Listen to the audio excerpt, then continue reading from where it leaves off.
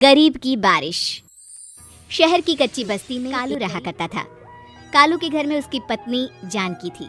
जानकी लोगों के घरों में झाड़ू पोछा करके कुछ पैसे कमा लेती थी और वहीं कालू किसी तरह मेहनत मजदूरी करके 2 वक्त की रोटी का जुगाड़ कर लेता था। कुछ दिनों से हो रही बारिश के कारण कालू की मजदूरी बंद हो गई थी। अरे जानकी, इस बार तो बरसात ने हद ही कर दी, रुकने का नाम ही नहीं ले रही। कुछ समझ में नहीं आ रहा, अगर इसी तरह काम पर नहीं गया तो 2 वक्त की रोटी का जुगाड़ कैसे होगा। अरे तुम चिंता क्यों करते हो, बारिश का क्या है, 1 आध दिन में रुक जाएगी और उसके बाद में फिर से काम शुरू हो जाएगा। अरे 3 दिन तो हो गए, बरसात तो रुक ही नहीं रही है और आगे भी रुकने के कोई आसार नहीं दिख रहे। तो क्या हुआ, तुम्हारा काम बंद हुआ है ना।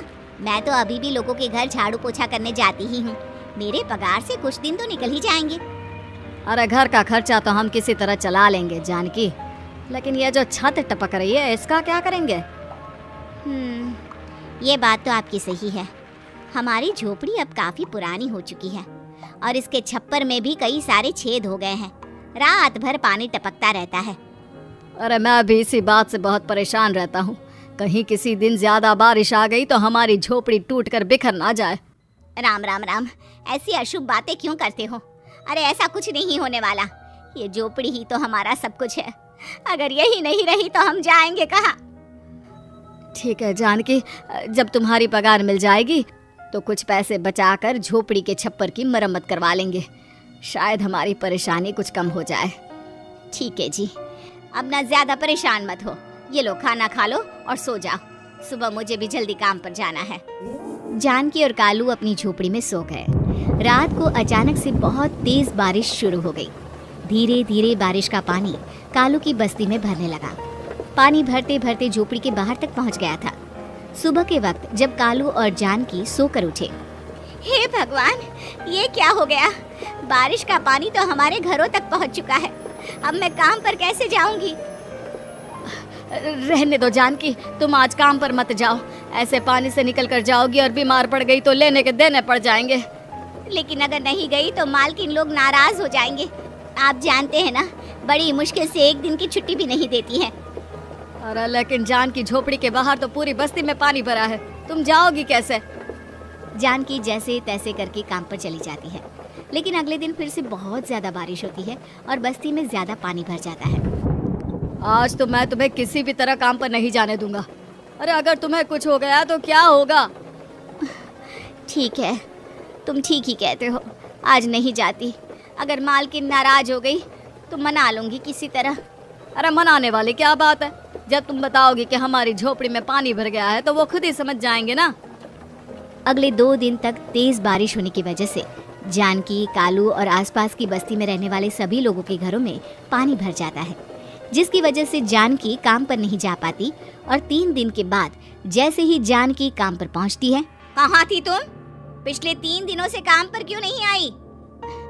मैम साहब क्या बताऊं, इतनी ज्यादा बारिश हो रही थी, हमारी पूरी बस्ती में पानी भर गया है और उससे भी ज्यादा तो मेरी झोपड़ी के अंदर पानी भर गया। आप ही बताइए कैसे आती मैं। इसका मतलब ये हुआ कि बारिश होगी तो तुम काम पर नहीं आओगी। ना ना, मेरे कहने का ये मतलब नहीं था मैम साहब। तुम जानती भी हो 3 दिन से कितनी परेशानी हो रही है मुझे, सारा काम मुझे खुद करना पड़ा। माफ कर दीजिए मालकिन जी, पर मैं क्या करती, आने के लिए रास्ता ही नहीं था, सब जगह पानी भरा हुआ था। बहाने तो तुझे बहुत बनाने आते हैं। जानकी देख, अगर अगली बार ऐसा किया ना तो फिर काम से हमेशा के लिए छुट्टी। अरे ना ना मालकिन, ऐसा मत कीजिए। बारिश की वजह से मेरे पति की मजदूरी भी छूट गई है। बड़ी मुश्किल से घर में 2 वक्त खाने की रोटी का जुगाड़ हो पाता है। आप मुझे काम से निकाल देंगे तो हम क्या खाएंगे। अगर इतनी ही चिंता है तो फिर रोजाना काम पर आया करो। चलो अब जल्दी से जाकर घर का सारा काम करो। बारिश रुकने का नाम ही नहीं ले रही थी। पूरे शहर में बाढ़ जैसे हालात बन गए थे, लेकिन नौकरी जाने के डर से जानकी किसी तरह रोज काम पर जाती थी। एक दिन जब जानकी काम करके अपने घर लौट आई तो अचानक उसकी बस्ती में कुछ लोगों का शोर सुनाई दिया। अरे लगता है बाहर कुछ हुआ है, मैं जाकर देखता हूँ। हाँ, पता तो कीजिए, ये बस्ती में लोग इतना शोर क्यों कर रहे हैं। बाहर जाकर कालू ने एक आदमी से पूछा, अरे क्या हुआ भाई, इतना शोर क्यों मचा रहा है। अरे क्या बताए भैया, अपने बस्ती के बाहर एक पुल टूट गया है और वहाँ पर एक कार फंसी है। थोड़ी देर में अगर किसी ने नहीं बचाया ना तो वो कार पानी में बह जाएगी। ये क्या कह रहे हो भैया? कार के अंदर कोई है क्या? हाँ, कोई औरत बैठी है, अकेली है, बहुत रो रही है बेचारी, मदद के लिए बुला रही है। अरे तो हमें जाकर उनकी मदद करनी चाहिए ना। अरे लेकिन इसमें बहुत खतरा है, हमें अपने आप को बचाना चाहिए। पानी कभी भी हमारी बस्ती की तरफ आ सकता है।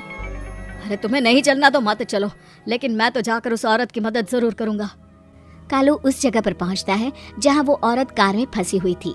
वहां पर पानी का बहाव बहुत तेज था और सारा पानी कालू की बस्ती की तरफ ही आ रहा था।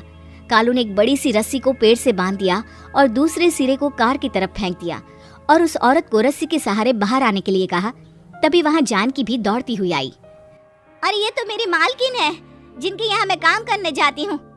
अरे मैडम जी, आप डरिएगा मत, आपको कुछ नहीं होगा। आपकी गाड़ी को भी मैंने रस्सी से बांध दिया है। थोड़ी देर में पानी का बहाव कम हो जाएगा, फिर हम आपकी कार को भी बाहर निकाल लेंगे। क्या तुम जानकी के पति हो? हाँ हाँ, जानकी मेरी ही पत्नी है, आपके यहाँ काम करती है ना। लेकिन मेम साहब, आप यहाँ पानी में कैसे फंस गई? अब क्या बताऊं, मैं अपनी सहेलियों के साथ पिकनिक पर गई थी, वहीं से लौट रही थी। अचानक पानी का बहाव तेज हो गया और मेरी गाड़ी फंस गई। अरे कोई बात नहीं मालकिन, अब ना आप बिल्कुल सुरक्षित हैं। मैं तो बहुत बुरी तरह डर गई थी, कब से मदद के लिए चिल्ला रही थी, लेकिन कोई मेरी मदद के लिए नहीं आया। भला हो तुम्हारा पति का जिसने मेरी जान बचा ली। लेकिन जानकी, मैंने तुम्हारे साथ बहुत गलत व्यवहार किया। इतने खराब मौसम और बाढ़ में भी तुम्हें काम पर आने के लिए कहा, नौकरी से निकालने की धमकी भी दी, और तुमने मेरी जान बचाई। मुझे माफ कर दो। अरे कोई बात नहीं मालकिन, आपकी जान बचाना तो हमारा धर्म था। देखो जानकी, तुम्हारी झोपड़ी में जो भी नुकसान हुआ है उसके लिए मैं तुम्हें पैसे दूंगी। आज तुम्हारे पति ने मेरी जान बचाई है और आज के बाद मैं तुम्हें कभी भी नौकरी से निकालने की धमकी नहीं दूंगी। आज मैं तुम्हारी परेशानी को अच्छी तरह समझ चुकी हूँ। हम जैसे पैसे वाले लोगों के लिए अपने घर में बैठकर बारिश का मजा लेना बहुत आसान है, लेकिन तुम गरीब लोगों के लिए बाढ़ और बारिश काफी परेशानी खड़ी कर देते हैं। ये बात मुझे आज अच्छी तरह समझ आ गई है। आपका बहुत बहुत धन्यवाद मालकिन। हमारी कहानी देखने के लिए हमारे चैनल को सब्सक्राइब कीजिए, वीडियो को लाइक और हाँ बेल आइकन पर क्लिक करना मत भूलिएगा।